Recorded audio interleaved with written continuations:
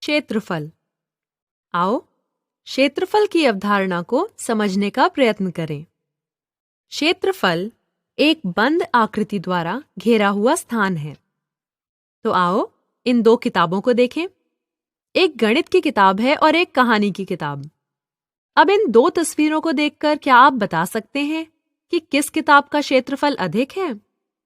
हाँ, कहानी की किताब का क्षेत्रफल अधिक है क्योंकि यह ज्यादा सतह को घेरती है।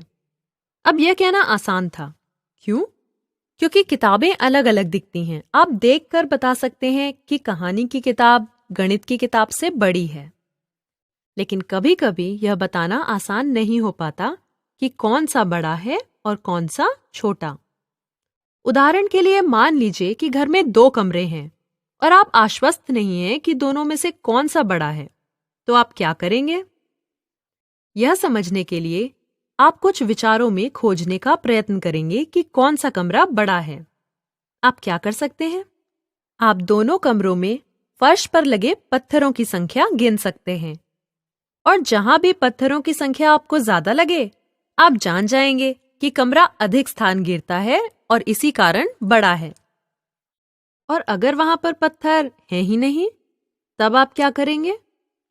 आप किसी पुरानी नोटबुक के पन्ने डाल सकते हैं या फिर अखबार के पन्ने डाल सकते हैं और देखें कि कितने पन्ने कक्ष को घेरते हैं। इसलिए जिस कमरे में ज्यादा पन्नों की जरूरत हो तो वह कमरा बड़ा हो सकता है। लेकिन पत्थर या पुरानी नोटबुक के पन्ने या अखबार की बजाय क्या आप कुछ और नहीं कर सकते? क्या आप कुछ वृत्ताकार या अंडाकार आकृति रख सकते हैं जिससे आप क्षेत्रफल माप सकें? नहीं, यह अच्छी तकनीक नहीं है क्योंकि यह बीच में स्थान छोड़ता है। आप देखो कि यह आकृति स्थान छोड़ देती है। तो आप जांच सकते हो कि इन गोलाकार और अंडाकार आकृतियों की बजाय एक आयताकार और वर्गाकार आकृति द्वारा जांच करना कि कौन सा क्षेत्रफल छोटा है और कौन सा बड़ा कहीं ज्यादा आसान है। तो आओ सीखें कि कौन सी आकृति क्षेत्रफल मापने के लिए ज्यादा सुविधाजनक है। सबसे सुविधाजनक और इसलिए मानक इकाई जिसे हम क्षेत्रफल मापने में प्रयोग करते हैं वह है वर्ग। अतः क्षेत्रफल ज्ञात करने के लिए मानक इकाई को वर्ग कहते हैं। आओ वर्ग को देखें। वर्ग की प्रत्येक भुजा 1 सेंटीमीटर की लंबाई में है। अब इस वर्ग द्वारा घेरा गया क्षेत्रफल 1 वर्ग सेंटीमीटर है। आप इसे संक्षिप्त रूप में 1 वर्ग सेंटीमीटर लिख सकते हैं। यह हुआ 1 वर्ग सेंटीमीटर। यहाँ एक और वर्ग है। अब वर्ग की प्रत्येक भुजा 1 मीटर लंबाई की है। इसलिए इस वर्ग द्वारा घेरे गए क्षेत्रफल को 1 वर्ग मीटर कहा जाता है। अतः यहाँ से आगे हम हमेशा क्षेत्रफल मापने के लिए वर्ग को मानक इकाई के रूप में प्रयोग करेंगे। हम हमेशा क्षेत्रफल को वर्ग मीटर या वर्ग सेंटीमीटर या वर्ग किलोमीटर आदि के रूप में बताएंगे। आओ अब इस क्षेत्रफल को देखें। अब वर्ग का क्षेत्रफल कितना है? आप देख रहे हैं कि यह क्षेत्र 4 छोटे वर्ग द्वारा घेरा गया है। इसका मतलब है इसका क्षेत्रफल है 4 वर्ग सेंटीमीटर। इस आकृति का क्षेत्रफल क्या है? 1, 2, 3, 4, 5 और 6। 6 वर्ग इस क्षेत्र को घेरते हैं। इसका मतलब है कि इसका क्षेत्रफल है 6 वर्ग सेंटीमीटर। आओ कुछ और अधिक उदाहरणों को देखें। जब आप इस आयताकार पट्टी को देखो, इस आयताकार पट्टी का क्षेत्रफल 5 वर्ग सेंटीमीटर है क्योंकि यहाँ पर 5 ऐसे वर्ग हैं। अब इस आकृति का क्षेत्रफल 6 वर्ग सेंटीमीटर है। आप यहाँ वर्गों को माप सकते हैं और यहाँ आकृति का क्षेत्रफल फिर से 5 वर्ग सेंटीमीटर है। अब आप यहाँ देख सकते हैं कि 2 आकृतियों का क्षेत्रफल 5 वर्ग सेंटीमीटर है, परंतु आकृतियां देखने में अलग-अलग हैं। तो अगर हमारे पास मापने के लिए कुछ भी नहीं है तो यह कहना मुश्किल होगा कि क्षेत्रफल एक जैसा है या नहीं, क्योंकि हम यहाँ पर छोटे छोटे वर्गों को मापने के लिए प्रयोग कर रहे हैं। तो हम कह सकते हैं कि इन दोनों आकृतियों का क्षेत्रफल 5 वर्ग सेंटीमीटर है। अब यहाँ पर एक आयत है। जैसा कि आप देख सकते हैं कि यहाँ 6 वर्ग हैं, इसलिए क्षेत्रफल 6 वर्ग सेंटीमीटर है। अब क्या आप इस आयत की चौड़ाई और लंबाई को देख सकते हैं? लंबाई 3 सेंटीमीटर व चौड़ाई 2 सेंटीमीटर। जैसा कि आप देख सकते हैं, क्योंकि हर वर्ग 1 सेंटीमीटर भुजा का है, इसका मतलब हुआ कि हम क्षेत्रफल को 2 गुणा 3 बराबर 6 लिख सकते हैं।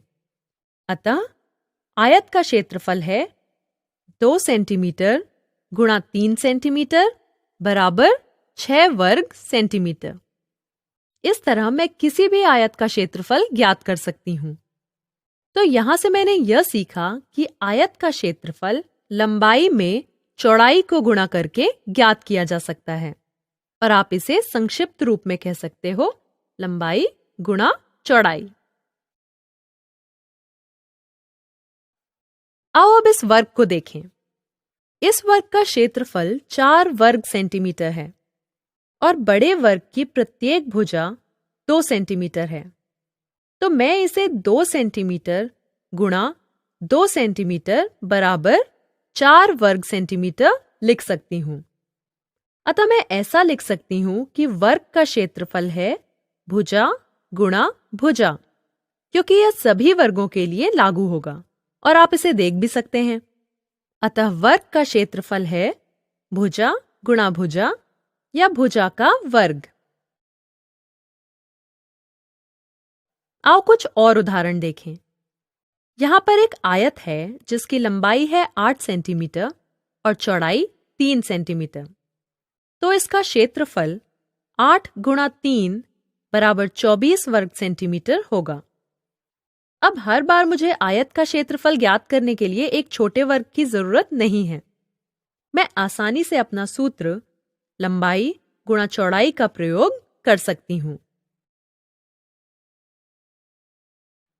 अब यहाँ पर एक वर्ग है।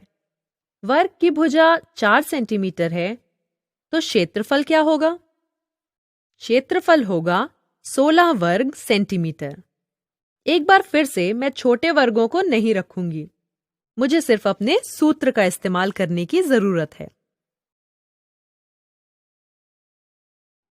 आओ कुछ और उदाहरण देखें। आयत से शुरू करते हैं।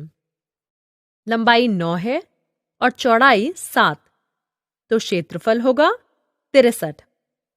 अगर लंबाई 10 है और क्षेत्रफल 30 है, तो चौड़ाई क्या होगी?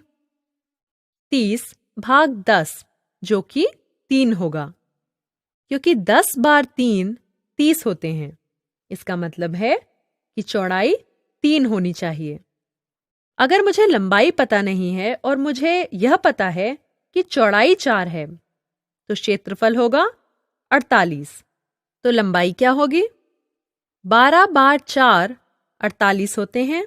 इसका मतलब है कि लंबाई हुई 12। अब आओ वर्ग के उदाहरण पर चलें। यदि वर्ग की भुजा 7 है, तो क्षेत्रफल 7 का वर्ग या 7 गुणा 7 बराबर 49 होगा। इसका मतलब क्षेत्रफल होगा 49। अब अगर क्षेत्रफल 100 है, तो भुजा क्या होगी? 10 बार 10 बराबर 100। इसका मतलब है कि भुजा होगी 10। अगर भुजा 9 है, तो क्षेत्रफल क्या होगा? 9 बार 9 81 होता है, अतः क्षेत्रफल होगा 81।